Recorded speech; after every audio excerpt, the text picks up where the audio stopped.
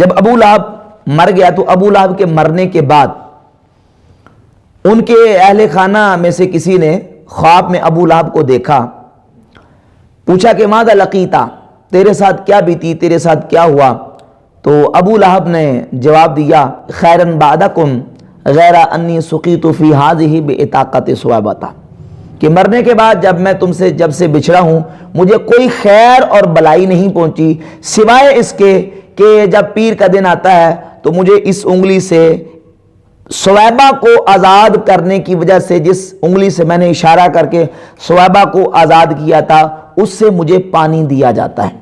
حافظ ابن جزکرانی نے، امام بدر الدین عینی رحمۃ اللہ علیہ نے صحیح بخاری کی حدیث نمبر 5101 کے تحت لکھا ہے کہ یہ خواب دیکھنے والے نبی کریم علیہ الصلوۃ والسلام کے چچا حضرت عباس رضی اللہ تعالی عنہ تھے، جنہوں نے خواب میں ابو لہب کو دیکھا اور ابو لہب نے پھر اپنا سارا واقعہ اور ماجرا بیان کیا۔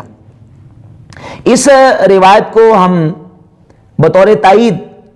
نبی کریم علیہ الصلوۃ والسلام کے میلاد کی خوشی کے حوالے سے پیش کرتے ہیں کہ سرکار دو عالم علیہ الصلوۃ والسلام کے میلاد کی، حضور کی دنیا میں آمد کی خوشی کرنا، یہ ایک ایسا عمل ہے جس پر اللہ رب العزت کسی کافر کو بھی محروم نہیں رکھتا۔ اب پہلی بات تو یہ ہے کہ میلاد شریف کی خوشی کے حوالے سے ہمارے جو دلائل ہیں وہ تو قرآن و سنت سے عمومی دلائل ہیں۔ سورہ یونس میں اللہ رب العزت نے آیت نمبر 58 میں جو ارشاد فرمایا ہے قل بفضل اللہ وبرحمتہ فبذلک فلیفرحوا هو خیر مما یجمعون، اللہ رب العزت کا حکم ہے کہ اللہ کے فضل پر اور اس کی رحمت پر خوشی منانی چاہیے، یہ حکم مطلق ہے۔ تو خوشی کے جتنے انداز ہیں، خوشی کے جتنے طریقے ہیں، اظہار مسرت کے، اظہار خوشی کے، اظہار فرحت کے جتنے طریقے ہیں، قرآن کی اس آیت کی روشنی میں وہ سارے طریقے جائز ہیں، الا وہ طریقے جن سے شریعت نے منع کر دیا۔ اور یہ یاد رکھے عمومات و اطلاقات میں مواضع جو اس مستثنیٰ ہوتے ہیں وہ عمومات و اطلاقات سے خود خارج ہوتے ہیں۔ جس طرح قرآن مجید میں ذکر اللہ کی فضیلت بیان کی گئی، دعا کی مطلقاً فضیلت بیان کی گئی، تو اللہ کا ذکر دعا ہر جگہ پہ جب بھی کریں گے وہ اس کا ثواب ہی ثواب ہے اور وہ جائز ہی جائز ہے، مستحسن ہے۔ ہاں وہ استثنائی مواضع جسے شریعت نے روک دیا ہے ان کو وہ آج خود خارج ہیں، ان کا نام لینے کی ضرورت نہیں ہے۔ تو خوشی کے جتنے بھی انداز ہیں، جتنے بھی طریقے ہیں، قرآن کی اس آیت کی روشنی میں وہ جائز ہیں، سوائے ان طریقوں کے جن طریقوں سے شریعت نے منع کر دیا، وہ طریقے جائز نہیں ہیں۔ تو جب مطلق آیت سے اور مطلق دلائل سے، عمومی دلائل سے خوشی منانے کا اور خوشی کے اظہار کرنے کا ہمیں ثبوت ملتا ہے، تو یہ واقعہ بھی بطور دلیل کے ہم پیش کرتے ہیں صحیح بخاری سے۔ اب وہ لوگ جو صبح و شام بخاری کا راگ الاپتے ہیں، جب ان کے سامنے بخاری کی یہ روایت پیش کی جاتی ہے تو اس پہ وہ طرح طرح کے اعتراضات کرتے ہیں۔ ان اعتراضات میں سے ایک اعتراض تو یہ کرتے ہیں یہ خواب کا واقعہ ہے، ابو لہب کو حضرت عباس نے خواب میں دیکھا ہے اور خواب حجت نہیں ہوتا۔ تو بھئی ہم کون سا ہے اس کو جناب وہ نص قطعی اور ایسی حجت بنا کے پیش کر رہے ہیں کہ ہمارا میلاد کا خوشی منانا ثابت ہی اسی سے ہے، ہم اس کو بطور تائید کے پیش کر رہے ہیں۔ اور بطور تائید کے اس طرح کی چیزیں پیش ہو سکتی ہیں، اور ہر خواب جو ہے وہ یہ نہیں ہوتا کہ خواب کو ریجیکٹ کر دیا جائے۔ آپ قرآن و سنت اٹھا کے دیکھیں نا، کتاب و سنت میں خواب کی تعبیر ہے، اس کی حیثیت ہے، اور خواب سے باقاعدہ خواب کو قرآن پاک میں اور احادیث طیبات میں پیش کیا گیا اور اس سے باقاعدہ مسائل اخذ کیے گئے۔ تو یہ خواب جو ہے، اچھا خواب تو آ گیا ابو لہب کے حوالے سے حضرت سیدنا عباس رضی اللہ تعالیٰ کو۔ حضرت عباس نے اس خواب کو حالت ایمان میں جب اسلام قبول کیا تو نبی کریم علیہ الصلوۃ والسلام کے میلاد کی خوشی کے حوالے سے اس کو بطور تائید کے بیان کیا ہے، بطور تائید کے۔ اچھا پھر اس پہ ایک اعتراض یہ بھی ہے کہ یہ عروہ تابعی بیان کر رہے ہیں اور تابعی کی یہ روایت مرسل ہے اور مرسلات جو ہیں وہ حجت نہیں ہیں۔ تو بھئی مرسلات ہمارے نزدیک حجت ہے۔ امام سیوطی رحمۃ اللہ علیہ کی تدریب الراوی اٹھا کے دیکھیں، انہوں نے تدریب الراوی میں اجماع نقل کیا کہ 200 سال تک اجماع رہا ہے اس بات پر کہ تابعین کی مرسلات کیا محدثین کے نزدیک اور فقہاء کے نزدیک حجت ہے۔ اور تیسرا اس پہ اعتراض یہ کیا جاتا ہے اس واقعے پر کہ دیکھیں جی یہ ایک کافر کی سنت ہے، ابو لہب کافر تھا اور کافر کی سنت ہے، تم لوگ کافر کی سنت کو ادا کر رہے ہو، یہ کافر کا طریقہ ہے۔ تو ہم ان کو تحقیقی جواب یہ پیش کرتے ہیں کہ بھئی یہ کافر کی سنت ہے، کافر کا طریقہ ہے۔ اب ہم نے دیکھنا ہے کہ اس کافر نے جب نبی کریم علیہ السلام کی ولادت پر خوشی کرتے ہوئے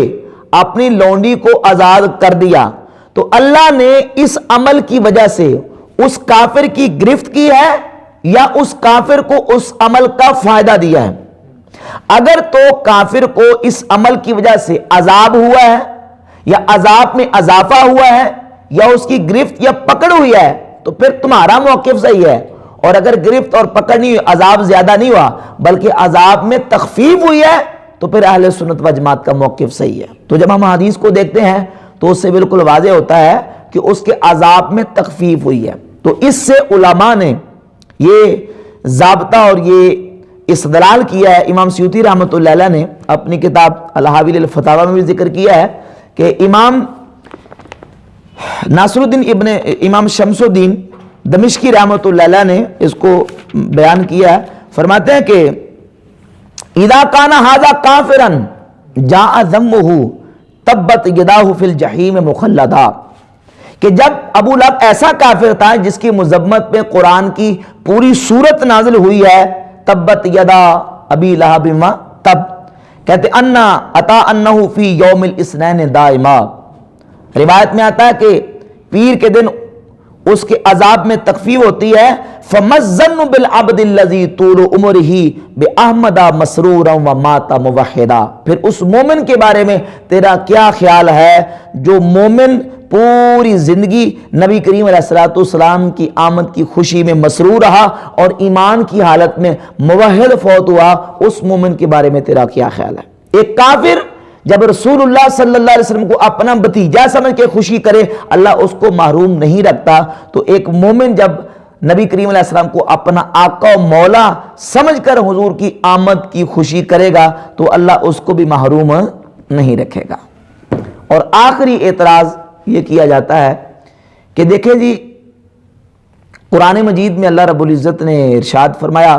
فَلَا يُخَفَّفُ عَنْهُمُ الْعَذَابُ وَلَا هُمْ يُنصَرُونَ، کافر کے عذاب میں تخفیف نہیں کی جائے گی اور ان کی مدد بھی نہیں کی جائے گی۔ تو قرآن تو کہتا ہے کہ کافر کے عذاب میں تخفیف نہیں کی جائے گی، اور بخاری کی حدیث نمبر 5101 یہ کہتی ہے کہ ابو لہب کے عذاب میں تخفیف ہوئی ہے، تو یہ تو قرآن کے خلاف ہے۔ تو بھئی تحقیقی جواب اس کا یہ ہے کہ تخفیف عذاب کی دو صورتیں ہیں، ایک ہے تخفیف طول مدت کے اعتبار سے اور ایک ہے تخفیف شدت و کیفیت کے اعتبار سے۔ قرآن کی آیت میں جو حکم دیا گیا ہے، فرمایا گیا ہے کہ عذاب میں تخفیف نہیں ہوگی، اس کا مفہوم احادیث کو سامنے رکھ کے انشاءاللہ میں تفصیل بیان کروں گا،